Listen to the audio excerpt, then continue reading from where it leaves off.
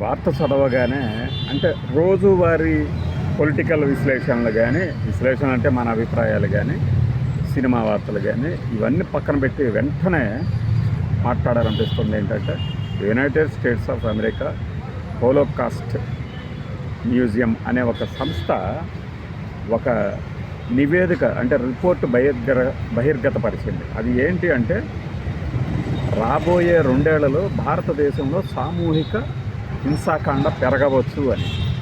అసలు ఇదేంటి, ఒక అమెరికా సంస్థ ఇలాంటి ఒక నివేదిక ఇవ్వడం ఏంటి భారతదేశం మీద? అంటే వీళ్ళు చిక్కితే చాలు ప్రతి దేశం మీద ఏదో రకంగా తమ అక్కసు, తమ చేతగానితనాన్ని, తాము చెప్పినట్లు వినట్లేదు అనే ఒక ధోరణిని ప్రదర్శించే అమెరికా సంస్థలకి ఇది పరిపాటే. మన జీడిపి పెరుగుతుందన్నా వాళ్ళకి ఏడిపే.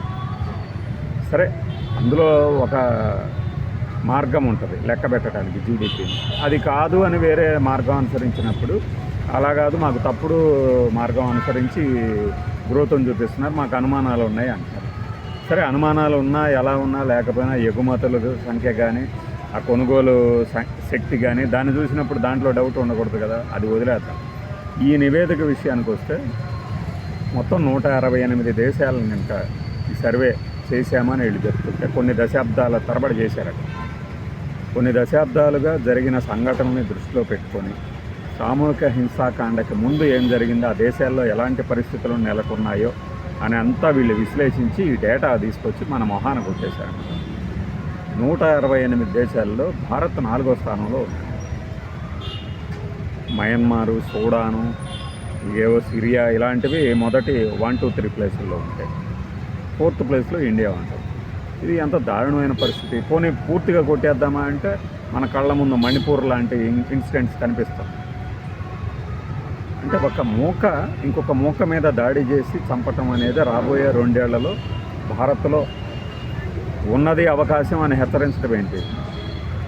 అంటే ఏం బురద చల్లాలనుకుంటుందా అమెరికా ఇండియా మీద? లేకపోతే నిజంగానే దీనికి ఒక సైంటిఫిక్ ఎవిడెన్స్లు అంటే డేటా కానీ, ఆ సిచ్యువేషన్స్ కానీ, ఎందుకంటే ప్రతి దేశంలోనూ ఇంకో దేశం తాలూకు గూఢచారులు ఉంటారు, ఇంటెలిజెన్స్ సమాచారం తెప్పించుకుంటూ ఉంటారు. కాబట్టి రకరకాల మార్గాల్లో అది ఇది చెవిలో చెప్పి నీఘా వర్గాల్లాగా మాత్రం కాదు. అలా ఏంటి, ఇప్పటికైతే అలాంటి పరిస్థితి లేదు, కానీ రాబోయే 2 ఏళ్లలో తలెత్తవచ్చు, జాగ్రత్తగా ఉండండి ఈ దేశాలకు వెళ్ళేటప్పుడు అని చెప్పేసి ఒక అడ్వైజరీ నోట్ జారీ చేస్తుంది అమెరికా ప్రభుత్వం ఎప్పటికప్పుడు. అందులో భాగంగానే ఈ నివేదిక ఒక టూల్ లాగా వాడితే, అంటే ఇండియా మీద బురద చల్లే ప్రయత్నమా, ఇండియాని చీప్ చేసే చూపించే ప్రయత్నమా ఏంటి? సామూహిక హింసాకాండ తలెత్తవచ్చు అనేది భారతదేశాన్ని, మరి పాకిస్తాన్లో ఏం జరుగుతుంది అంటే ఆ దేశం మీద పడే అడవటం కాదు నేను చెప్తున్నాను. అంత ప్రశాంతంగా ఉన్న ఇండియా గురించే మాట్లాడితే మరి నిరంతరం రగిలిపోయే దేశాల పరిస్థితి ఏంటి? ఆకలితో చచ్చిపోతున్న దేశాల పరిస్థితి ఏంటి? వీటి గురించి కాకుండా ఇండియా లాంటి అతిపెద్ద జనాభా భారత ప్రజాస్వామ్య దేశం మీద ఇలాంటి బురద జరుగుతుంది. దీని మీద అయితే ఖచ్చితంగా హయ్యర్ లెవెల్స్లో చర్చ జరగాలి, జరుగుతుంది కూడా. ఇప్పుడు యాంటీ ఎన్డీఏ మీడియా కానీ, యాంటీ ఎన్డీఏ పార్టీలు కానీ తప్పకుండా ఈ టూల్ని సరిగ్గా వాడాలి, ఈ సర్వేని. అంతేగాని రాజకీయంగా ఇదిగో నీ పాలనలో ఇలా జరగబోతుందని అమెరికా చెప్తుంది అనడం కాకుండా ఇలా ఎందుకు చెప్తుంది అని ఒక కన్స్ట్రక్టివ్ క్రిటిసిజం చేయాలి. నిన్న రాఘవులు గారు చెప్పుకొచ్చారు, పదే అమెరికా అధ్యక్షుడు ట్రంప్ మోడీని అవమానిస్తున్నా ఎందుకు మాట్లాడట్లేదు అని. ఎందుకు మాట్లాడతాడు ఆయన?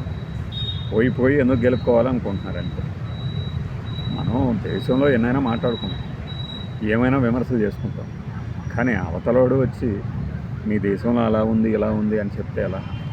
మన రాహుల్ గాంధీ ఏమైనా మాట్లాడచ్చు, ఎందుకంటే ఆయన కాబట్టి ఇక్కడ చూస్తున్నాడు కాబట్టి ఆయన అభిప్రాయం కనీసం అక్కడైనా ఆక్రోశిస్తున్నాడు అనుకోవచ్చు ఒక వర్గం వాళ్ళు. కొంతమంది ఎందుకు వేరే దేశం వేదికల్లో మనల్ని చీప్ చేస్తున్నాడు అనుకోవచ్చు. బట్ ఇదేంటి, సామూహిక హింసాకాండలు చెలరేగే దేశాల జాబితాలో భారత్ 4వది. దీనిని ఖచ్చితంగా ఖండించాల్సిందే. పేపర్ ప్రకటనలు కాదు, మన నిరసనని ఐక్యరాజ్యసమితి కానీ ఇంకేదన్నా ఈ సర్వే రిపోర్టు ఎక్కడైతే బయట పెట్టారో అక్కడ తమ నిరసనను ఖచ్చితంగా తెలియజేయాలి.